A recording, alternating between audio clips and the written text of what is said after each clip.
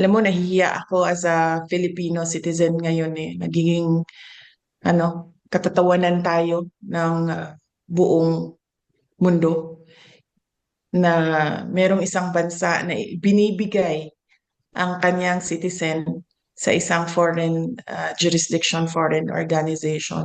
Hindi ginagawa yan ng mga bansa. In fact, tayo nga sa loob ng Pilipinas, every time may OFW na convicted abroad, ginagawa natin ng paraan na magkaroon siya ng pardon para maibalik siya sa Pilipinas. Ito sa atin ngayon ay kabaliktaran.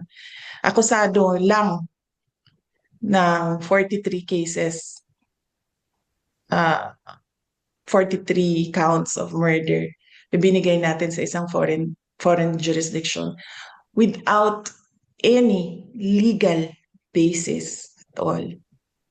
Nahihiya ako humarap sa buong mundo na ganito mag-isip ang ibang mga kasamahan natin dyan sa bayan, ibang mga Pilipino.